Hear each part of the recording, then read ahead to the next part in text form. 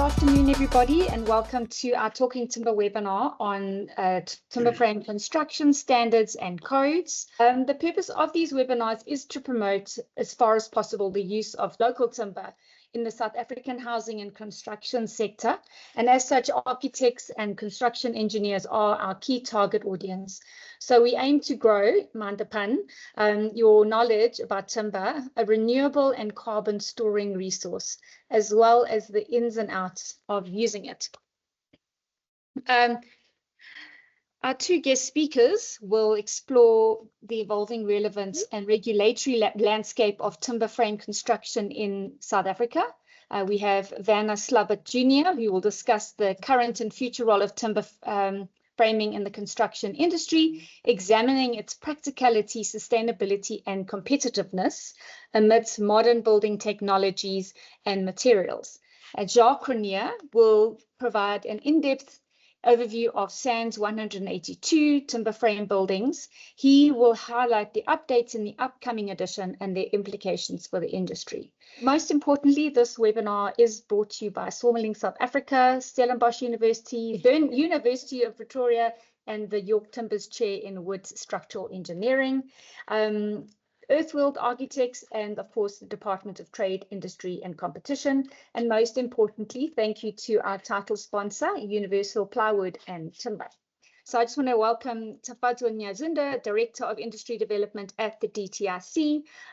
So if I can hand over to you, Tafadzwa. Thank you very much, Samantha, and good morning to, it's good afternoon now, to everyone that has joined online.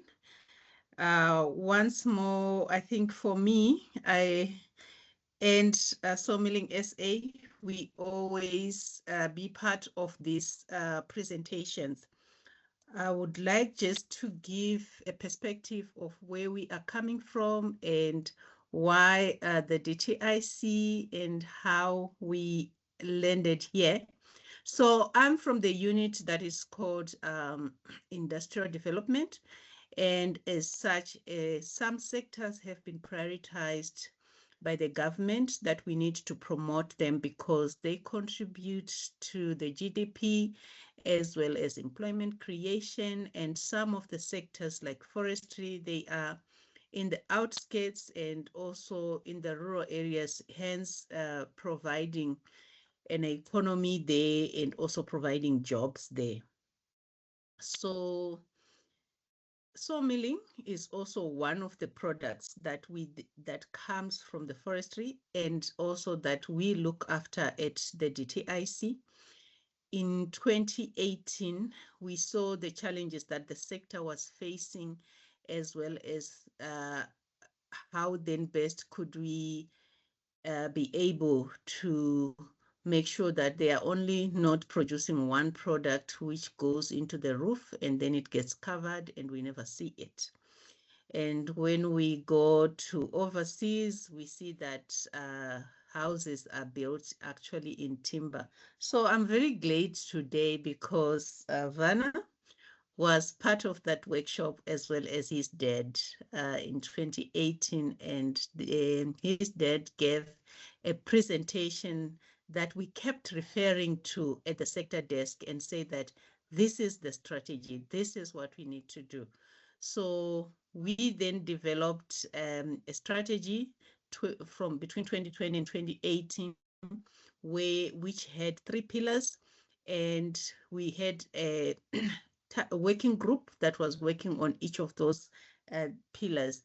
So there is a pillar that looks at how do we create demand for timber construction or mass timber buildings in South Africa. And we also looked at capacity building to say if we create demand for timber construction, do we have the necessary expertise and skills to then design and construct in timber?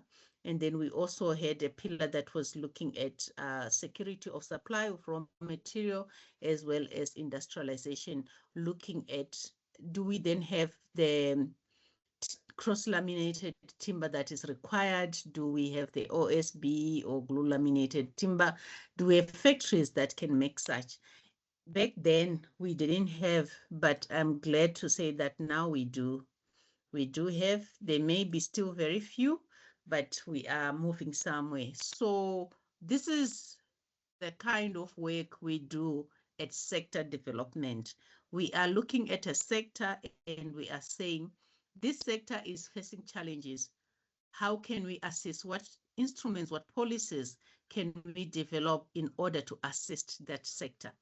At the same time, we then look at what instruments are available to then assist the sector. So we are working together with a number of stakeholders. So this webinar is is actually achieving two goals in terms of skills development. Like you heard Sam saying that you are going to be earning some CPD points, and also that SIA is actually now a stakeholder that then endorses this. If you attend the full webinar, you will get your CPD points. So that's a form of skills development. We also addressing demand creation, because now once you have gone through these webinars and you've seen the work that is happening out there, who knows, you may want to stay in timber building or house, yes. So since 2021, we started having these webinars. They are all documented, they are online. You can go backwards and look at them.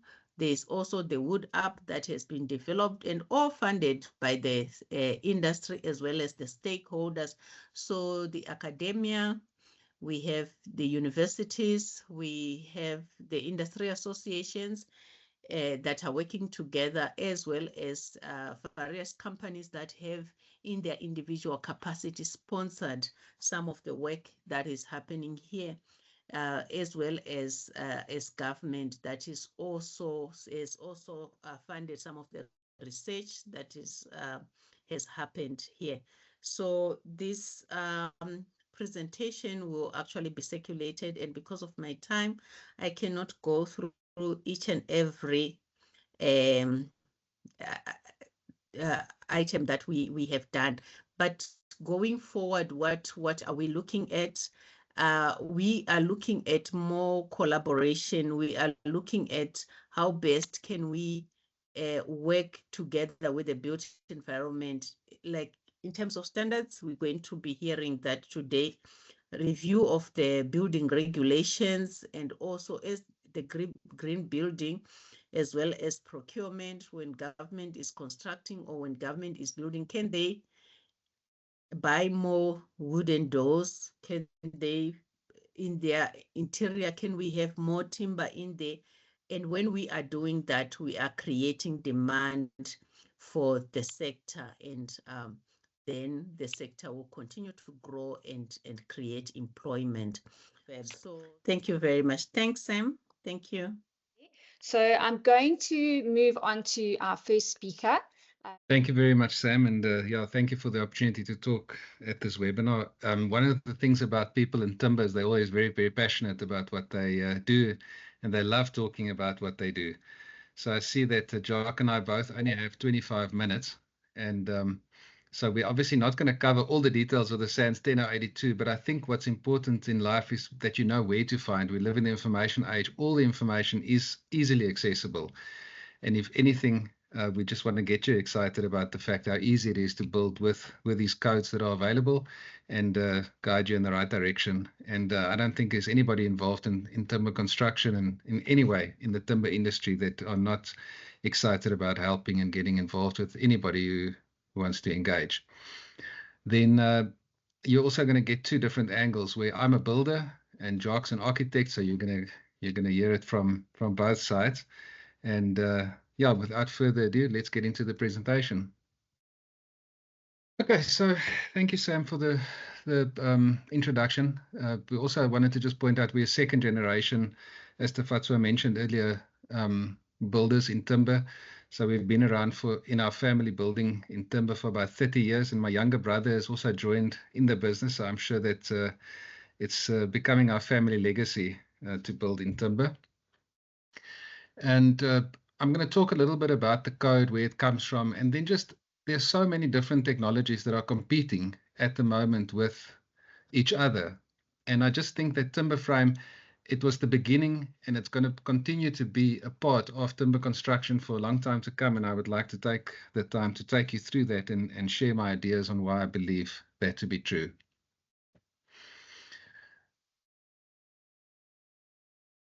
Okay, so I'm going to first of all talk about what is timber construction. If you are new to timber construction, I want to specifically show you briefly what timber frame construction is all about, so that you can identify it and know where it fits into the puzzle. And then we're going to talk a little bit of a brief history of timber frame construction, but then also a brief history of actual codes. Then we're going to talk about construction methods, a little bit of the benefits of timber frame construction.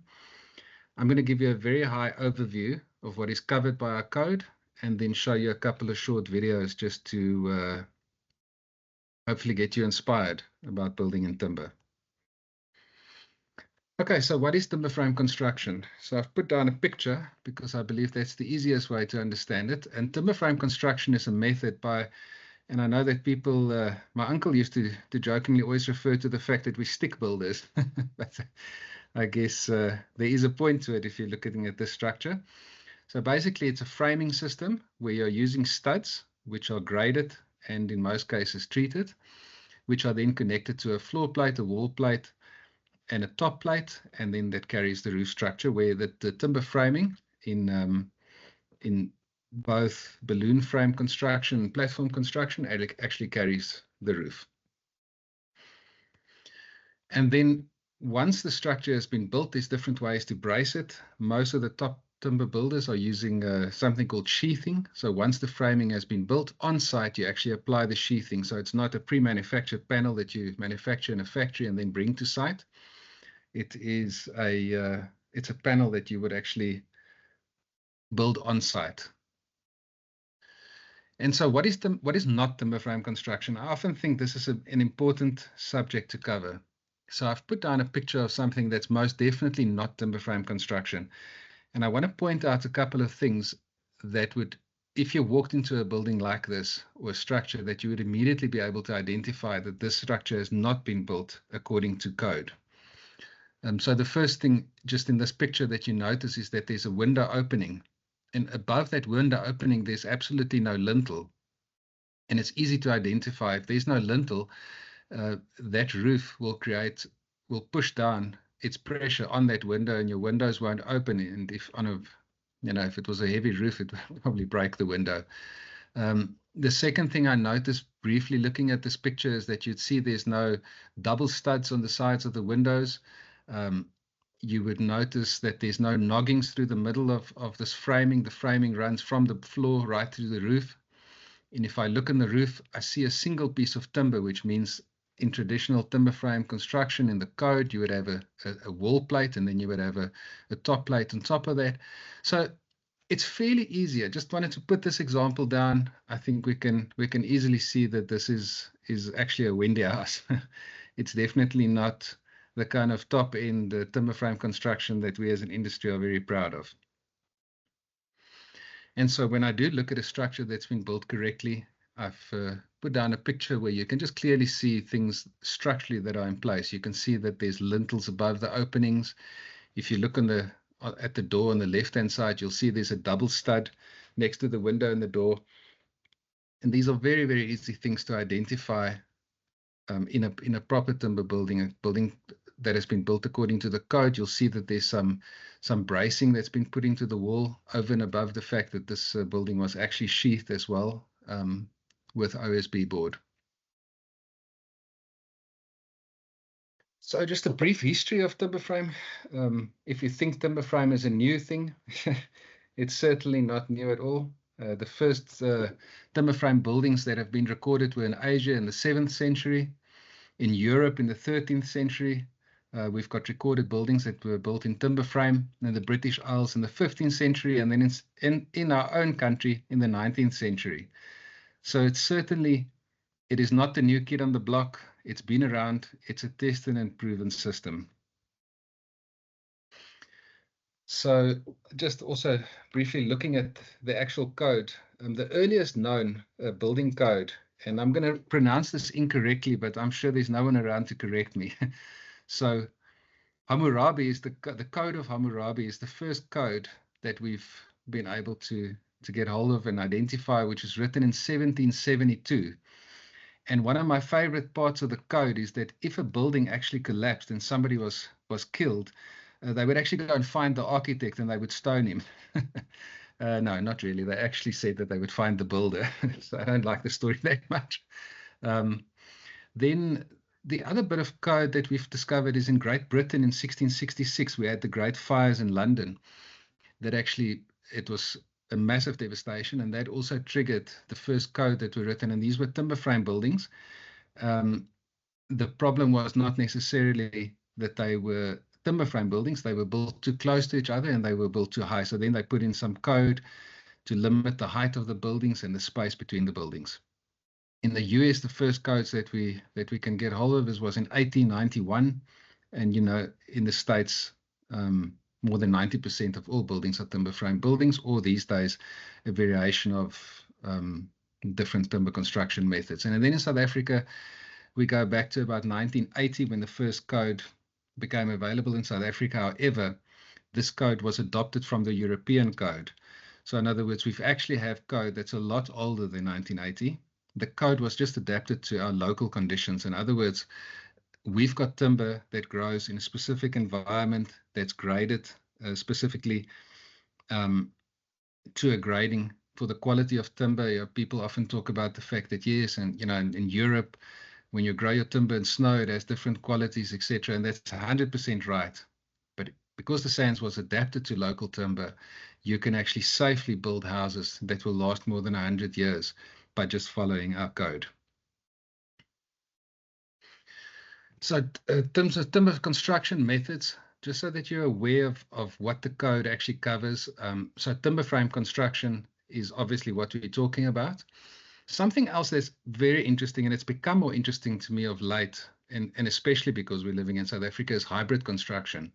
And that's also actually covered in the code. And so what I mean by hybrid construction in this example, it is a skin of brick that's built on the outside of the building. It then has a 40mm air gap. Then you've got your timber frame on the inside. It's a construction method that's always been very popular in the UK. And then it gives you the ability to then add your insulation inside the wall on the inside. And then the next timber construction method, or one of the big ones, is post and beam construction. That is covered by the SANS 10082. And it's something that we're all kind of familiar with. If you've ever put up or seen a thatch lapa, which most of us have, that's a typical example of a post and beam, very rough, but gives you the idea where you actually have structural posts connected to a ring beam, connected to your roof structure, keeping the roof up. Then log construction, very popular in places like Canada. It's not something that's covered in our SANS code because of the fact that it's a very difficult construction method to write the code for, I think, and I don't think that it's big enough in South Africa. And then the new kids on the block, things like cross-laminated timber construction, mass timber, those things all have their own code or their own code in development. It's not specifically covered by the SANS 10082, which I specifically and I think Jacques will be referring to today. So the big benefits of timber frame construction for me is the fact that you're able to build to a code and you don't have to rely completely on a rational design. So you can safely design and build up to 2-story buildings with the SANS 10082. There are two components that will always rely on a rational design. The one is something called bearer span. So if you've got a suspended floor structure with bearers, those bearers have to be rationally designed.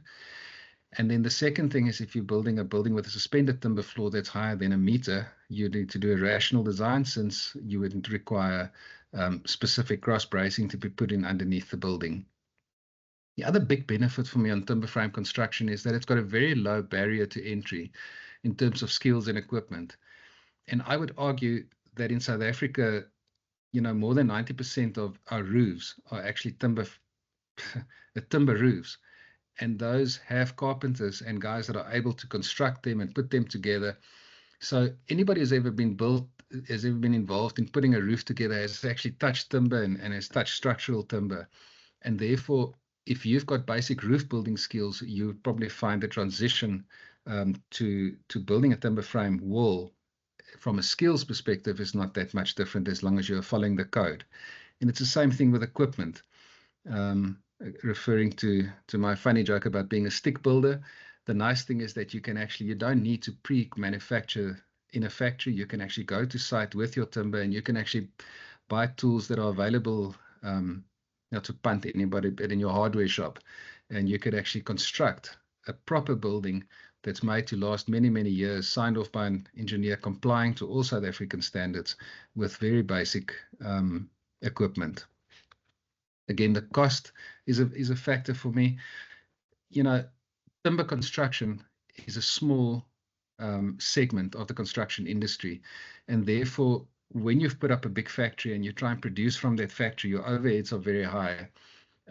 So when you are starting to produce a lot, your costs come down dramatically. But when you're actually building, as we are, individual houses in different provinces and also a lot of international projects, but they're all over the place, there's a very big cost saving for us in the fact that we can actually, in many examples, we can load all our material either onto a ship, truck, in containers. We can move it to a site with our tools, and we can execute the entire project on site, which we've built in strange places. Not too long ago, I built on an island on the Zambezi River, and everything had to be shipped there by boat. And it actually turned out not to be a very complicated project. Another big benefit for me in terms of timber construction is just the fact that you've got a low timber volume. I know that we're promoting timber and we'd like to obviously use as much timber as possible, but there is a cost benefit in the fact that timber frame doesn't require as much timber because of how it structurally fits together. And then lastly, I think that because timber frame has been around for a long, long time, there's a high volume of professional experts. And not, first of all, if you go and do a Google search, you've got an unlimited amount of professional experts across the world, in the States, in Scandinavian countries, all over Australia, New Zealand, places where high volume of timber frame buildings are being built. But even in South Africa, we have some incredible companies that have been around, some of them for more than 40 years, with really, really good builders, good engineers that understand timber frame construction. And so I think it's a real benefit for us.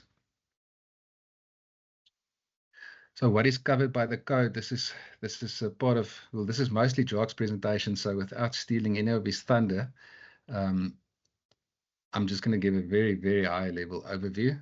I think, I'm not sure how much time I've got left, but I'm not going to go into too much detail. So the two basic codes that we work with is obviously the deemed to satisfy SANS 1008-2. So in other words, there's very, very low input that you need from a rational design perspective. And then if there are those, the SANS 10163 can be used to rationally design because with structural timber. There are obviously a lot of other codes, but these are the codes historically that we've used through the years. In terms of timber frame construction, there are three main construction methods that I've briefly spoken about. Platform, and just to explain what that is, so it is basically building a block that's complete up to the first floor. If it's a two-story building, your first floor is then built on top of the platform of the first. And so you've got these individual blocks on top of each other, where balloon frame construction is a method covered in the SANS, where your studs running from the foundation to the roof are complete single pieces of timber. There are pros and cons to those, and it really depends on type of timber that you've got available and what would be your benefit either way. It's sometimes difficult to transport long pieces of timber, etc. And then the last thing is post and beam, where it means that there are certain design. I'm going to show you an example of a project that was done with post and beam in Mozambique, and you'll see why that was obviously a very good methodology, because it had to be built in South Africa, transported to Mozambique, and then reassembled. And then I think the areas that are also extremely important that's covered by the code is things like your timber grades, your preservation of the timber, what type of treatments, what hazard ratings are available, and fastness specifications, not to go and build right on the coast exposed fastness, and they are not proper stainless steel 316 graded fastness. Those are the things that are covered by the code. Also things that Jacques can go through, just the code, what it covers, things like foundations, floors, your platforms, walls, cladding, roofing, thermal insulation. It's one of the great benefits of a system that relies on a cavity, or that has a cavity that you can fill with insulation. There are massive acoustic benefits if done correctly. And then it covers things like services design. But this is what Jacques will be covering. What I wanted to point out is that when a poorly built timber building or designed timber building can really be a big problem, because it's very difficult to repair it afterwards. And if you're purely going to design and build a building because of the client or for yourself, because of you have a limited budget and you think that it's a cheap alternative, I've many times told people rather go and build the cheapest brick and mortar cement stock building than doing a timber frame building, because there are no opportunities for you to take any chances. So if you're going to take shortcuts in terms of timber treatment, grading of the timber, how you build it, it's definitely going to backfire on you. But when it's built correctly, it is an absolutely amazing building to be in. It deals with moisture much better at the coast. The building naturally breathes. It's so good for sites with steep slopes, and where, what's happened a lot in the Western Cape is because everybody's buying property. They've bought all the nice properties. So the ones that you're left with are all these ones with the horrible soil conditions and have terrible slopes and angles on them. And, that's an example where building with light timber frame structures, it is such a massive advantage. Many of my projects, the guys had to, when they wanted to do it in brick and mortar, they've looked at cost, and we're talking about 200-300 square meter buildings, where sometimes the cost can almost be R1 million to create the platforms just so that you can build a brick and mortar house. So those are some of the benefits of building timber frame as well. I just want to keep an eye. I think I still have a couple of minutes. Sam can just interrupt me if I'm running out of time. Show you a couple of videos and just talk to them, so that you hopefully have some inspiration. This is a quick video, just the history of some of the houses we've built over the years. And so this is literally the good, the bad, and the ugly, but they're all built according to code and all still standing.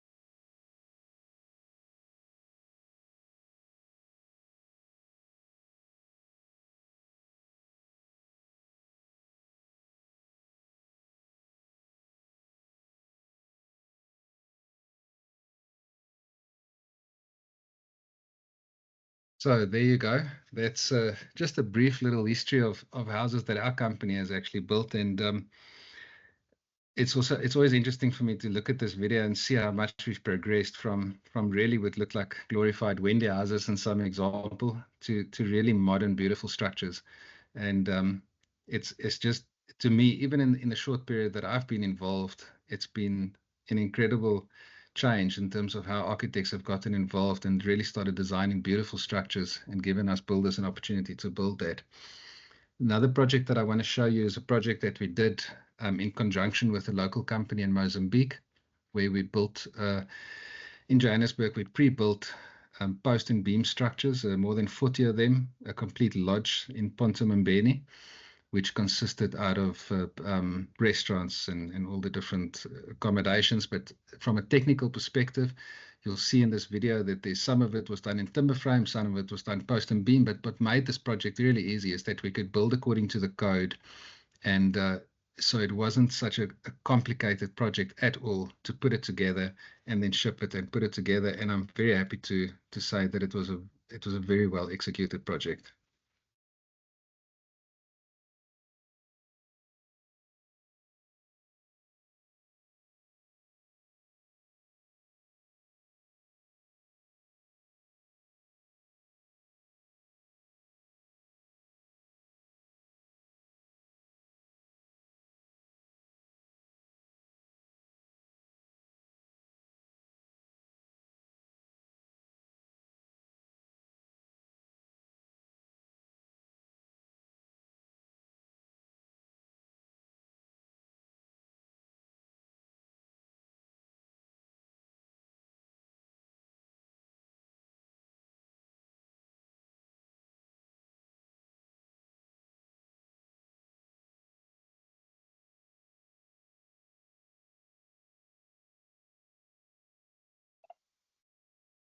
Werner, this is me interrupting you. If you could just wrap up in the next few minutes. Thank No you. problem. Thanks. Some Thanks, beautiful Sam. stuff. Thank you. I'm getting to the end of it. I'll just rush through the videos quickly. There's just 2 or 3 more.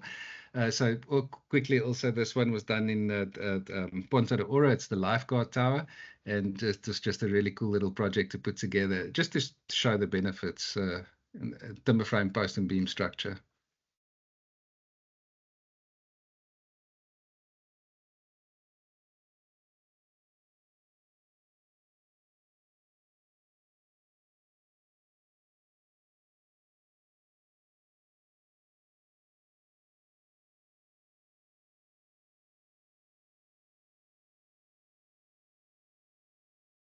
Okay, I'm gonna skip through the next video and just wanted to show you a final project that we completed about 1.5 years ago. Just a project that you would be surprised that it's timber frame, and just something that really, I think, showcases what's possible.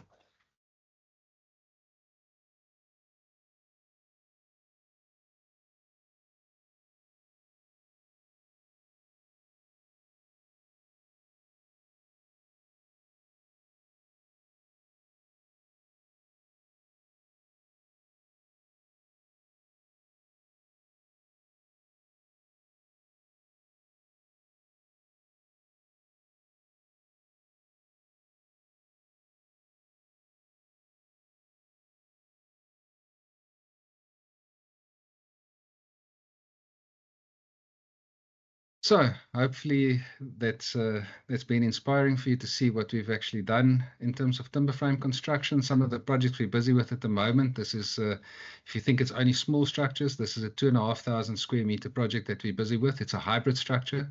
So personally, I'm quite excited about that. So it's a combination of a brick skin with a timber frame all throughout the building. And then yeah, you can have a look at what that looks like. And another project we're busy in the Western Cape, your typical glass box in the forest. I think the Western Cape's the only place you can build these glass boxes without paying a massive price from a thermal perspective. Anyway, I think the design leans itself with big overhangs to keeping the house controlled. So just to summarize quickly, I think timber frame building is easy to design and build with the code.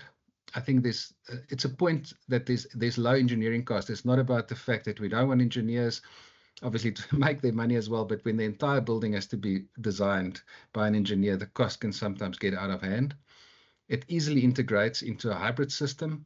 I think it's clear that it stood the test of time, and I think it will be around long after 2025. So without just mentioning the wood app again, I'm sure everybody's mentioning it and talking about it. Absolutely amazing resource, and thank you very much for the guys that put that together. And thank you very much for your time, and thanks, Sam. Thank you, Werner. Yeah, some beautiful projects, and yeah, it's good to see them going back in time. And like you say, we're trying to banish the notion that wood can only be used for log homes and windy houses. So now we're going to flip back and pivot back to Brad, who's going to give us a very short 3-slide promotion just to talk about the universal plywood and timbers. So I'm going to hand over to you, Brad. Ferdinand will share your slides. Thank you, Sam. Good day, everybody, and thanks for your time. We've just to present Universal Plywood and Timbers quickly. We are a national company. We basically cater to the needs of the timber frame builders, the CLT guys, and everybody that's building in timber. We are primarily what we believe to be an engineered wood specialist group. So our products are the best engineered wood products one can get, and those are generally all grades and species of plywood, which is a very old engineered wood product. Then we also bring in OSB, oriented strand board. So we got that for cladding, which will be used obviously in timber frame building projects. We are the main importers of laminated veneer lumber, which we import from Poland. Very big, strong structural billets of extruded timber, for example, 11.9 meters long, 1250 millimeters wide, 100 mils thick, which can be ripped into beams, very strong structural components. We also import and distribute glulam beams. So we handle spruce glue laminated beams that we import from Austria, and in all range of sizes, as well as we work with local manufacturers of glulam and pine and eucalyptus, Grandis eucalyptus. We are also the agents for cross-laminated timber building system out of the Czech Republic, which is the Novatop building system. It is a spruce cross-laminated timber system, and we have partnered with the local XLAM pine CLT manufacturers. We are, just for the timber frame products, I was just looking at what we can do. We do OSB, plywood, solid wood flooring and moldings. We do our own machining in-house. I think I might have mentioned that we are in all 4 main provinces. We're in Cape Town, Gauteng, Durban and Ballito, and in Bloemfontein. And we are also handling all the cladding timbers like this lunar wood that you see here, thermopine, which we do a Nordic thermopine, thermally modified pine, as well as a locally produced thermopine, which is one of the first in the country. And it's a fantastic product. So please, if you are interested in seeing that, give us a call. And last but not least, we are doing machining and laminating services. So we got CNC machines, beam saws, we got laminating presses, and we cut in all 4 regions. And we also do your consumables and your oils and your sealants and your fasteners. So these are some of the products of ours that have been used, as you can see on this photo. And if you are interested, please give us a call, and we thank you for this time. Right. Next up on the speaking agenda is Jacques Cronje. He is a registered professional architect with over 20 years of hands-on experience in timber construction, design, and sustainable development. His journey began with a BSc in construction management and included extensive on-site carpentry, drafting, and architectural consulting. And this reflects his passion for timber and innovative design, and I'm sure we're going to see some of that today. Thank you, Jacques. All right, then I'm just going to get started. So I've kind of aimed this towards mostly architects. I'm looking at just the sort of implications, what happens when you get to design a timber home. So you've been asked by your client to design a timber frame home, and now what? Okay, so the first things to know, it is, as Werner mentioned, it's a standard system of building in South Africa, which means that you don't need to do a rational design for everything. And there is a code, and the current code is the SANS 10082 for timber frame buildings. And this code actually just covers one up to 2 stories, and then beyond that, it does become a rational design. What we're going to be going through, what I'll be talking about, assuming everyone knows everything about brick homes, so it's, instead of trying to explain timber frame from the outset, it's easier just to explain the differences. What are the different requirements, compared to masonry construction? And then we'll look at the SANS code and just some of the key items to be aware of.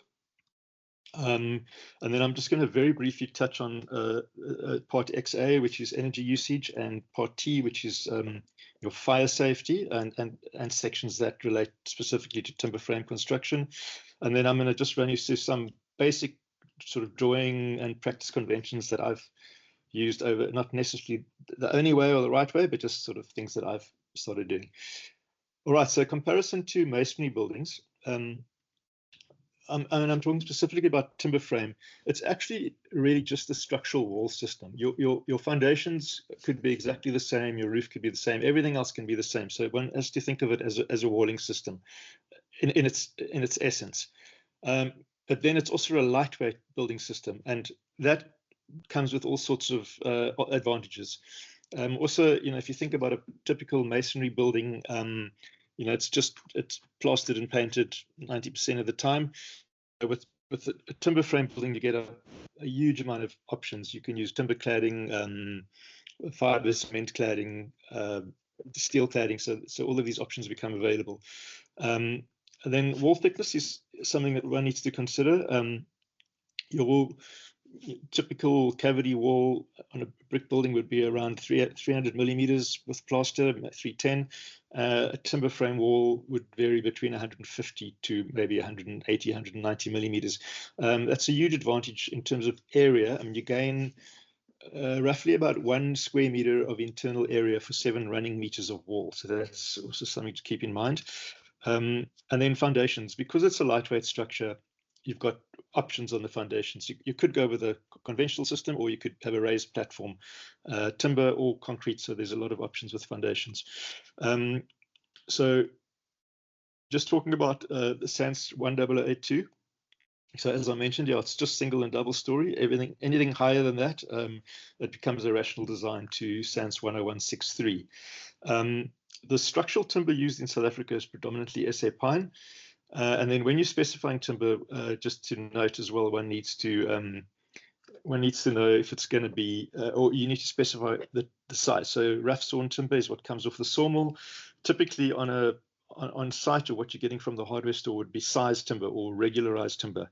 And then one also has PAR, which is everything gets smaller as you kind of machine the timber. So when one specifies timber, you need to know which one you're using. So for example, a visible roof truss or visible rafter, you'd go with a PAR.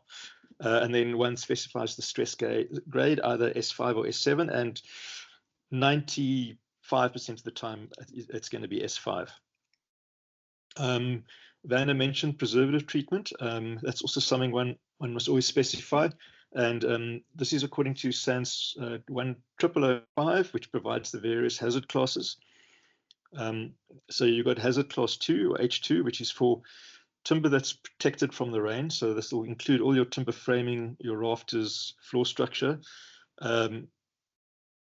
Hazard class 3 is above ground exterior, so wall cladding, and then also your deck joists, softwood decking, any timber that's going to be exposed to weather.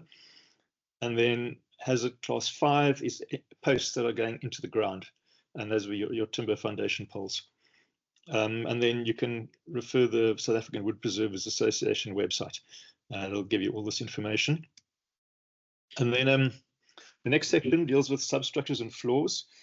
So most foundations are the same as for brick building. One thing, because it's a lightweight construction, there's a lot of focus throughout the SANS code on anchorage, which is, unlike with a brick building, we're trying to tie everything down. So there's various ways of tying down all the various sections. And there's a table, table 3 in the code, which gives you the requirements, the spacing, for example, of the tie downs, how many you need. And typically, it's a galvanized metal strap. This is just a typical section for elevated. So the next section deals with elevated timber buildings. So this is the advantage again of lightweight. So we can have an elevated timber floor structure on posts, on plinth walls, or a combination. Focus on anchorage again. Also important, if there are brick plinth walls running around the entire foundation or the entire floor, it's got to be ventilated. And the code goes into quite a bit of detail about what that requirement is for ventilation. And then also a crawl space is required underneath the building, and that's just for access to services. Yeah, then we can also have suspended concrete slabs, so typically concrete on steel columns or brick walls, or a combination. This is an example of a typical a raised slab or on timber posts. So you'll find tables in the code as well in terms of post spacing, joist spacing, and important to note here as well is that the post actually sits on top of the concrete. One often sees this detailed incorrectly. It doesn't get embedded in the concrete. The reason is so that when it gets wet, you know, and the soil dries out again, the post will also dry out. So if you embed the post in concrete, it'll rot over a couple of years, even if it's treated. With this method, it'll last indefinitely, as far as I know. So then, yeah, the question, why raise a building above the ground? I mean, Werner also touched on this. You know, there's so many steep sites, and that's where you tend to find timber buildings. So for one, the steeper the site gets, the relatively less expensive it gets. It's not getting less expensive, but brickwork's just getting more. I mean, again, Werner mentioned it can cost up to R1 million just to build a foundation platform in concrete. So steep site, it's a huge advantage. Adverse founding conditions, sandy sites, clay, building over water, is all no problem for a lightweight structure. One can also use it to minimize concrete. So this could be remote sites, you know, building on islands, building in nature reserves where you don't want excess amount of trucks driving in and out. You don't really want to be using concrete, so for environmental reasons. And then to leave the site minimally disturbed. So I've worked on projects where, you know, there's still, you know, you want the vegetation to come in underneath the building, the animals still passing through, for example, in a nature reserve. So just that idea of touching the earth lightly. And then sometimes to just raise the building for views and sunlight, or create space below, as the picture of this building here. That's the reason that we raised that. And this is just an example of a steel portal frame structure. You can see the columns going right down. They're on concrete pads on the ground. And I think, if I recall, there were only about 8 steel columns going onto the ground. So really a minimal connection to the site. And this was on a really steep site. Then the next section deals with suspended timber floors. So the floor consists of joists. On bearer, the joists are typically X52 to 8, so that's the rough sawn size, or X38 2 to 8, typically at 400 or 600 millimeter centers, depending on the spans. There are span tables provided, but it's best to use these as a guide and leave the design of the floor structure to the engineer. And then flooring, typically on a subfloor of plywood or OSB, and there are many options of flooring that you can put on top of that. And then something to consider is soundproofing, especially for the intermediate floor between the ground floor and the first floor. And one of the most effective ways to do that is with a lightweight concrete screed. And that's also, you know, if one wants to tile, a lightweight concrete screed is also the best solution for that. And then one must consider insulation in the floor, and I'll get onto that a little later. Okay, then obviously in SANS code, wall construction, 2 main types, timber frame and post and beam. And then as Werner also mentioned, in timber frame, we've got platform and balloon framing. So the image over here, this shows typical platform framing, framing up to the floor, and then it starts again. And so where one would use balloon framing would, for example, be in a double volume area, or sometimes if you've got an attic roof, with a low knee wall or loft room, and you need stability for the knee wall. So instead of putting a short little 1.2 meter wall on top of the floor, you'd rather just continue the studs up from below. And then the code also goes into all the various framing members, sole plate, bottom plate, etc. Typically, the sole plate's laid down first, and then if the frame is pre-assembled, it gets put onto the sole plate. And the wall plate gets put on afterwards. And that goes over the top plate, and the wall plate overlaps the different frames, so it joins them up. And then in the standard, you'll find tables with the stud sizes, grades, centers, everything that you need to know about the stud wall.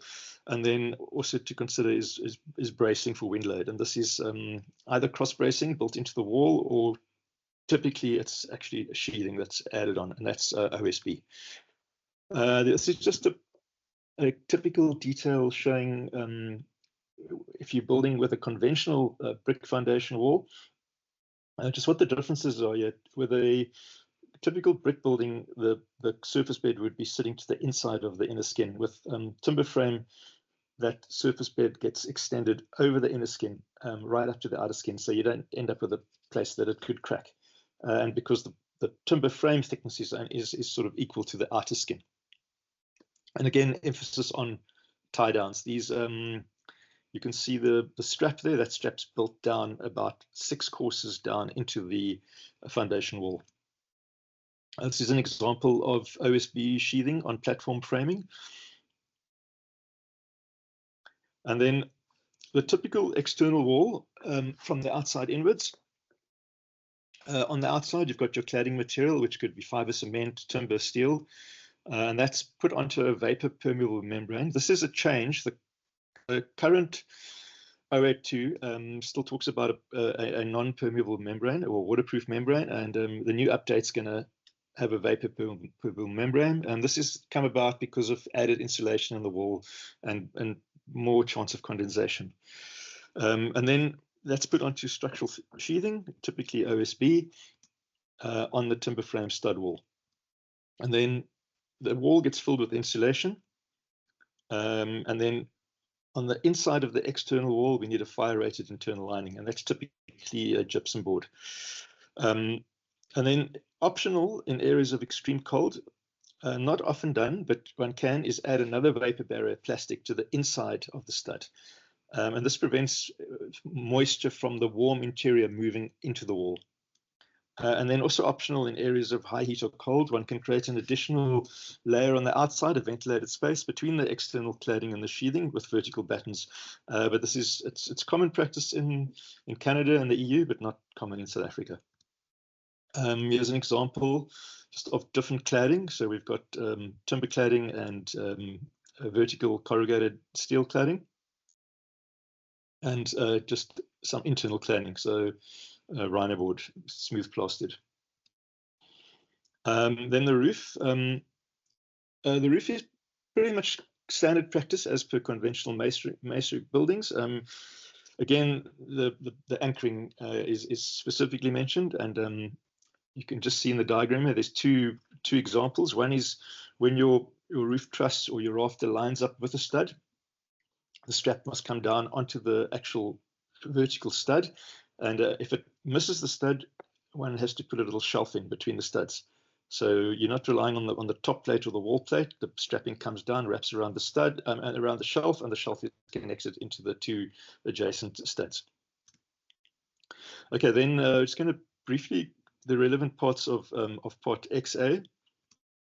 The roof, same as for any other building, and then floors. Okay, so it says a suspended floor that is part of a building's envelope shall be insulated, and depending on where you are in South Africa, which energy zone. So, for example, in the Western Cape, we're in energy zone 4, so we need R1 insulation. And there's several options. This could be a rigid foam above the subfloor, below the flooring, or it could go below the subfloor between the joists.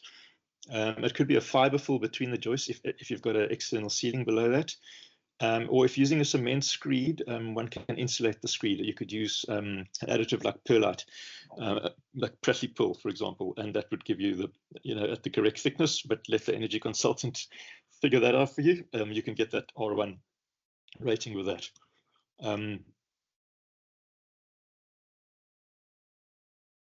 All right, and then just the external wall is also gets mentioned in part XA. That any wall with a surface density of less than 270 kilogram per square meter shall achieve a minimum R value according to table 7, which gives it, again, for the various zones. And then using energy zone 4 as an example, we need a total R value of 1.9. And that's not necessarily the value of the insulation that you're going to put in, because everything else adds to it as well. So one does a whole calculation on the wall. So the insulation could be a little bit less than that, because you're getting some additional value from the OSB, the cladding, and so on. Okay, we're going to look at just briefly part T. So Werner mentioned the London fire of, when was it, 1666, and that the buildings were too close to each other. So the part T takes care of that for us. So this is only relevant for timber cladding. If you're using timber cladding on the outside. Section 4.2 talks about safety distances, and it defines a type N wall as any wall that has a combustible external cladding. And then there's a table based on the area of the wall, including openings. It's got to adhere to the safety distances as per the table. So, for example, a 10-meter long wall of 3 meters high equals 30 square meters. You look it up on the table. It's got a safety distance requirement of, it's covering this part of my screen, but I think it was 3.8 meters. So a little bit further than the building line. So just something to keep in mind when you've got what's classified as combustible cladding. And your options, you could reduce that area, use an alternative cladding, or step portions of the building away from the boundary, or engage the services of a fire consultant for a rational design, which could include the use of fire retardants. And then external walls, all H3 and H4 occupancies are to have external walls with a fire resistance of 30 millimeters. So this means that the internal lining of all external walls is to provide the wall with a fire resistance of 30 minutes. So, for example, fire stop rhino board is to be used there. And then rational design is also an option. For example, if you've got an all timber interior using fire retardants, and the SANS code also provides charring rates for timber. All right, so now I'm just going to take you through just some of my kind of design demonstrations to watch out for when you're doing a timber frame or timber home. So in design development, the wall thickness, I initially draw the wall at the total width, so including the cladding, framing, internal lining, and so that could be approx 150 to 190 millimeters, depending what you've built the wall up of. And this would then give you your finished wall width, which is relative to building lines, and give you accurate interior areas. Grid lines, so a modular grid can be very useful, as most of the elements are built at regular centers, and materials are supplied in fixed size increments. For example, your joists and your wall studs at 400 millimeter centers. Your boards, rhino board, typically 900 or 1.2 millimeter widths. Even your plyboard comes in 1220 millimeter by 2.44. All your timber comes in increments of 300 millimeters. So everything's got a module. So if I'm not suggesting you design strictly according to this, but it can create a lot of efficiency if you just keep these things in mind. And then also structure, unlike a typical brick building, where a lot of the structures kind of sort of baked into the design, you don't really see it. With timber, there's an opportunity to expose the structure, visible beams and posts, and if incorporated in the design, this can provide quite a logical clarity to the design. So it's a good idea to get your structural engineer involved early on in the design process. So this is an example of a small cabin that I did for the Bontebok National Park many years ago. So you can see this sort of structure between the windows and doors, and then this is the completed building, and you can see the structures all still visible. So it was kind of designed with the structure in mind from the outset. Then for council approval drawings, there's not that much difference, but what I do is I always add a note to SANS 10082 in addition to all work carried out in accordance with SANS 10400. And it's not, strictly speaking, not necessary, because SANS 10400 automatically includes 10082, but I think it's a good idea just to bring that to the builder's attention always. And if he says, what's SANS 10082, then you should be talking to a different builder. And then fire safety, something the building inspectors will often ask for. So indicate the specification of the internal lining, example, fire stop rhino board, and also garage walls if the garage is connected to the house. And similarly, a timber floor above a garage is required to be fire rated. Right, yeah, and then this is just an example of the note that I put on my drawing. Okay, working drawings. The working drawing, I changed the wall thickness back to the actual structural width of the stud wall. So back down to the, typically this will be X114 by 38. So the thickness of the stud wall is going to be 111 millimeter. This is the regularized size of the timber. So this is, because this is the drawing that the builder is going to build off, and it doesn't help saying the wall's 180 when the last 25 mils of that's actually hanging over the floor structure. So this dimension to the outside of the stud wall is the same as for the floor structure, or if it's on a concrete structure, that's the concrete structure. Studs and stud spacing. It's seldom necessary to indicate the individual studs, rather just indicate the maximum centers, for example 400 millimeter, and give the exact dimension of the openings, and let the builder decide on the stud position.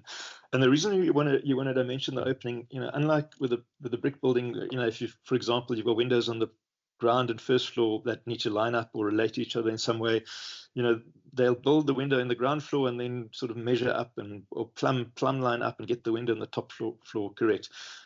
With timber frame, often the frames are built in a factory or offsite, and so it's important to get all of these things correct, because you don't really want to be adjusting on site. And then there are exceptions. There are always exceptions. For example, if some of the studs are visible or partly visible, or if you are specifically wanting to work everything on a grid, to line up with floor joists or roof members, then you'd want to detail exactly where some of the studs are going, and also if you want to speed up prefabrication. So this is just an example of a project I did a couple of years ago where it was a fast track project. So the builders actually wanted all the drawings of all the frames. So I used a software called ArchiFrame, and this kind of details every single frame cutting lists. And you can see the framing drawing at the top right, and then the building being built. But this isn't something that's genuinely necessary, and the software is eye-wateringly expensive, so it's not something you would normally do. It's only really viable for a large project or a series of projects. This is a typical drawing for council approval, so it's similar to for a brick building. Just you can see the walls are narrower; they're coloured in yellow for timber, and then I provide a separate a framing drawing, which is what the builder is going to use, and this is showing just the actual core of the frame, the one width without the cladding on it, and all the openings have been detailed, or just at least given exact dimensions of all the openings. This is a typical floor beam and joist layout. So again, one doesn't need to draw in every joist. I mean, I've just noted in one area, for example, we want X2 to 850 deck joist at 400 millimeter centers, and this is information that you'll get working with the engineer. Beam positioning. So it's important also to indicate on your drawing which you may want the beam to be within the floor, so it's not going to be seen, or you may want it to be a feature. So you want it to be a visual part of the design. So you'd indicate, this beam must go below the joists, and it's going to be part of the design. A type of beams, this is a whole subject on its own, but just in a nutshell, we've got flitch beams, which is two pieces of timber joined onto a steel plate, or we can have steel I-beams. So those are typically used when you want to build the beam into the floor. If you use a laminated beam, the lam beam is almost always deeper than the floor joist, so it's almost always going to be exposed, so it's going to become a feature. And then the SANS code also goes through fixings and noggings. Noggings are short cross pieces that are put in just to keep the whole structure stable. The house, the building, the drawings that we've just been looking at. All right, and then construction, like on site, what some things to look out for. Opening positions, windows and doors, especially if wall frames are being manufactured off-site. Once erected, just check that all the openings are in the correct place where you wanted them, especially where ground and first floor openings need to line up or relate to each other in some way.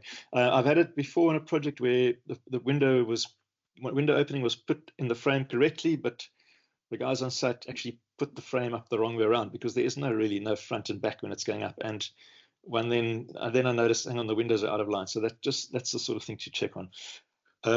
Anchorage fixing and bracing for the engineers. It's just to check all the tie downs, foundations between the floors, members to framing, as well as the wall bracing, because once the walls are closed up, none of this is visible anymore. Same position of services. Just check the position against your drawing of all services, plug points, light switches, light points, everything that's built into the wall framing, and ideally to make any changes before the walls are closed up. It's just, unlike a brick building where a lot of this is chased in and it's fairly easy to change. Once a timber frame wall's closed up, it's a messy and costly exercise. So you want to get all of those changes made before the rhino board or whatever's being used to close the wall up. Insulation, the same. It's important just to check that all the insulation is installed as specified and check that it's in prior to the walls being closed. This is also something that would be required by the energy consultant for Part XA. And again, because once the walls are closed up, you can't see anymore what's been done. And then, most importantly, with regards to construction, especially if starting out with this as an architect, I'd say the most important thing is to work with a builder that's got experience and has a good track record in building timber homes. So that's it. In summary, timber frame is a structural walling system, and the rest of the building can essentially be the same. So, except, again, the exception, it's a lightweight structure, so this just provides many options and opportunities. For example, building with a raised platform, steep sites, and many options of cladding and finishes, as well as exposing the structure. And then SANS 1082 2007 is the current code. And for those registered with SACUP, it's one of the many codes available on the SACUP portal. There's a new one coming out, hopefully this year still. Not major changes, but I wouldn't rush out and go and buy the old one just yet. The new one's coming out quite soon. And then we briefly looked at the sections of Part XA and Part T relevant to timber frame. And then just briefly looked at some of my standard processes, as well as a couple of things to look out for. And then, if you remember one thing, I think when starting out, work as an architect, work with a builder who's got experience, and they can guide you through a lot of the details and a lot of the processes. All right, that's it from me. Thank you so much, Jacques. Lots of knowledge that you've got to share. I want to push through and get through some of our questions. So if you wouldn't mind unsharing your screen, and then we will continue. Maybe Jacques and Werner can perhaps put their cameras on, and then we'll move through these questions as quickly as possible. I'll ask you maybe to hospital pass the questions to either one of you. So Cornelius Kutsia asks, which area did you build most timber frame houses? In Limpopo, we experience very dry, warm weather. I imagine, Werner, that could be for you. Sure. So most timber frame buildings are built on the coast. I think there's two reasons for it. One is the fact that it is very dry. Timber does better. Properly treated timber does seem to perform better on coastal areas, but there's also no reason not to build it. We've built in very dry places. Australia being probably the greatest example of one of the driest areas that you can think of, and people predominantly build timber frame. I think by using fiber cement board on the outside, you will limit the exposure of timber to that dry environment, which will minimize your treatment requirements, because although timber has been treated through either CCA or another process, you still need to apply some sort of oil to keep it nurtured so it doesn't crack. So I hope that answers the question. Hope so, Werner. If not, I'm sure we can have the attendee reach out to us. Karana asks, I hope I've pronounced your name correctly, what is the comparative cost per square meter between timber framed houses and conventional brick buildings? It's a question we often get. I'm happy to answer that. There's a QS that recently we've engaged, to do a cost analysis, or not we, but the guys at TICS. And the cost analysis has showed that they're very much on par. Remember that the only difference between a normal building can be just that it's a walling system, exactly what Jacques said. So that's where your cost difference would lie, and it's fairly small. The only place where timber frame could be a little bit better is that if your speed of construction comes down, that could limit the cost. On a small project, it's probably not going to be something you'd notice. On a very large project, it could make a big impact, especially if it's a commercial lodge or something like that. But I think for all intents and purposes, the costs are pretty much on par. Great, thanks, Werner. Gert Bolt asks, I see you've answered him in the chat, Gert Bolt, around the timber roof question, so I won't go through that. Carl Molkel, are there examples of hybrid construction with hempcrete blocks, assuming post and frame with infill in hempcrete blocks?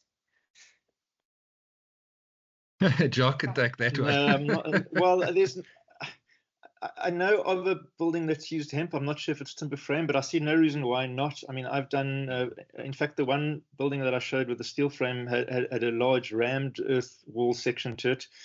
And so one can combine timber frame with anything else, and we tend to quite often. I mean, there's different materials have got different properties, and so one tends to use, maybe on a north-facing wall, for example, you might want to have mass to absorb some heat, so when we consider timber frame, it doesn't have to be everything. You can combine it with anything sort of best fit for purpose.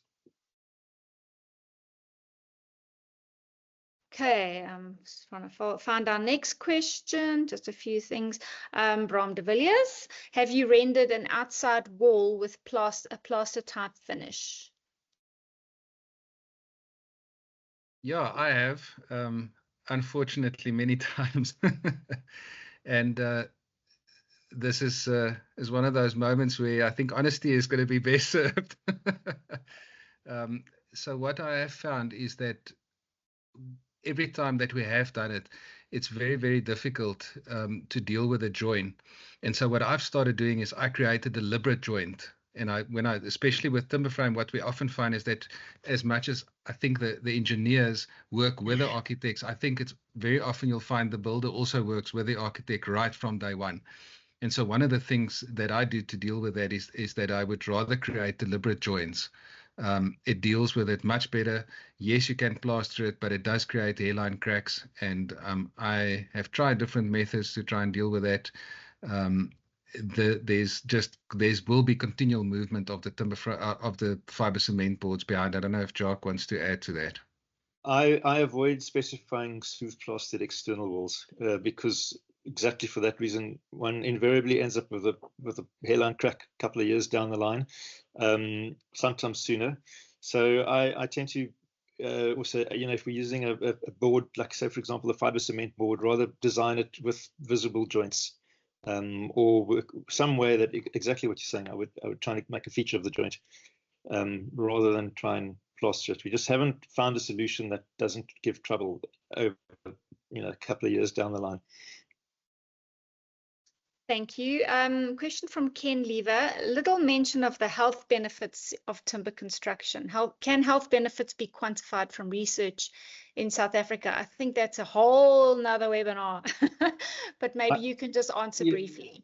Yeah, just briefly. I mean, I don't know of any studies that have been done in South Africa, but one of the problems with a building in terms of health is mold, and mold is caused by damp. And so one thing a timber frame home doesn't get at all is rising damp, if it's done properly. And so the house is dry, and that's already a health benefit. And then there's a whole lot of, then we go into all the sort of biophilic design aspects of having timber in your environment. I mean, there's studies that have been done in Australia, but that doesn't necessarily apply to every timber frame home because sometimes you don't really see the timber, but visible timber is from a biophilic point of view provides health benefits as well. Thank you. And I love the word biophilia because it's from the Greek word meaning the love of nature. And I think we can all agree that when you're in nature, we feel healthier and we feel happier. And then there's a question where, oh yes, Jean Myberg asks, just in connection with the fires in California, I believe there is, of course, external factors, and there's obviously, would it be possible, oh, hang on, let me start that again. I believe there are, of course, external factors, and it was possibly unavoidable. But regarding timber construction, what about safety distances? Obviously, your typical fire hazards, or the timber home and fire. So this is just from my own observations, but you know, if the only fire that's come anything close to that in South Africa was the 2007 fire in Knysna, and a fire raging at that heat. I mean, the wind was blowing at about 100 k's an hour, and the fire was completely, in my opinion, indiscriminate about brick homes and timber homes. There were timber homes that I designed in the area of Knysna Heights this area was scorched, and there were a couple of timber homes that survived, and there were a couple of brick homes that survived. So when there's a bushfire, I think, you know, if there's any sort of dry leaves in the gutter catches a light, because the 100 k an hour wind and there's like burning embers blowing around. I don't think the building type makes all that much difference. I mean, obviously, if you've got timber cladding or you've got a thatch roof, sure, you're going to be at higher risk. But I just know from the Knysna fire, there were brick houses burnt down next door to a timber home, and vice versa. And I think, you know, it's what the people always say: keep the gutters clean. And I mean, someone noted that, for example, all the homes that were still standing after the fire, the windows were completely sealed. So in other words, when the occupants evacuated, they closed all the windows down. So there's so many other factors that come into play when you've got a raging fire like that California fire. And even in Knysna, I think that the heat builds up so much, it kind of cools a little bit, and then it rises and it skips over a house and then it comes down. So in a massive fire like that, I mean, there was a similar fire in Betty's Bay quite a while ago, and also it destroyed some timber homes, it destroyed some brick homes. So I think the sort of knee-jerk reaction about California, about there should be less timber homes, I think that's a bit overstated. I personally, from what I've seen in my own experience, there's so many factors that come into play when it's a raging bushfire like that. I don't think there's not much is going to survive if the fire lands. It doesn't matter what you've built of, and if it's a brick house, it's a problem anyway, because it cracks. You render it unusable just from the heat. So you've got to actually take the whole house away and rebuild it. So that's my opinion on that. Yeah, I just want to add a very quick comment. Jacques mentioned earlier that you need to use a fire-rated board with a 30-minute fire rating, but the entire encapsulated fire rating of a timber building is a 2-hour rating, which is exactly the same as you would have with brick and mortar, as far as I understand it. So there really is no difference between a brick and mortar and a timber frame house. And I think it would be the same as saying, if you have a tsunami, is there a difference between the brick houses and the timber frame houses? I don't think that such a natural disaster of such a high scale, you can go down to saying that a specific product was the reason why it burned down or not. Exactly what Jacques had alluded to. The scale of it is just too large to bring it back to a construction method. Oh, thank you to you both. And I think just maybe mention that on our YouTube channel there are a whole list of our previous webinars, and one of them did focus on fire. So you obviously encourage you to go and have a look at that. I think I'm going to use this as the last question, also from Ken Lever. Any climatic benefits you want to emphasize, particularly in our hotter areas and more especially in your humid areas like KZN? I can answer that. So what timber frame is good at, it's a good insulator versus a brick house that absorbs heat. So the higher the diurnal fluctuation, the day-night fluctuation, the more suited you are to high mass, because the mass evens out the temperature. The more constant your temperature is, the better timber frame is, because you can heat or cool it easier. So if you put a heater on in a timber frame house, the whole house just warms up. Whereas in a brick house, you're trying to warm the bricks up first, because so timber frame, therefore, I think is more suited to the coast. And when I'm looking at a timber frame house inland in a dry area with high diurnal fluctuation, I try and incorporate some elements of mass in it, like a concrete slab or maybe a big brick fireplace. So I think it depends on where you're building. Timber frame is on its own, all timber is suited to the coast because of the lower diurnal temperature fluctuation. Great. Thank you, gents. Thank you, Jacques. Thank you, Werner, for your insight, for your expertise, and thanks to everyone for your questions. I want to wrap up and give the floor to Roy Southey, the Executive Director of the Sawmilling South Africa, just to give a brief closing remark. So over to you, Roy. Thank you, Sam, and I have the privilege of saying thank you to our experts today, both Werner and Jacques, as well as our sponsor, to Brad Anderson, and of course to our colleague Tafadzwa Nyanzunda from the DTIC, people we work with regularly and guys that we rely on to spread the word. Both these webinars and the Wood app were initiatives of Sawmilling South Africa's, and it's been wonderful for us to see how successful they've been and how they've been embraced with the wider industry. And then especially to Werner and Jacques, who I refer to these guys as push-pull people, because what they're doing is pushing the sawmilling industry, pushing the builders, and pushing the architects and everyone else in the right direction, and encouraging us to include and to make a better product for you guys. And then they're also pulling the architects and the engineers into the modern world, screaming. These are guys that come from a building industry that was based on wet mud.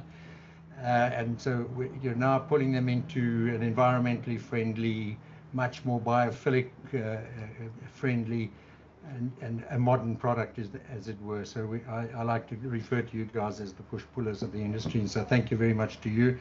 Thanks to yourself, Samantha, for the work you've done in putting this all together. And of course to Ferdinand, who also does all the background work. He's also he's in the audience here. So thank you, Ferdinand. Other than that, the last thanks must go to all you people that are watching this, and thank you for being part of it. That's it.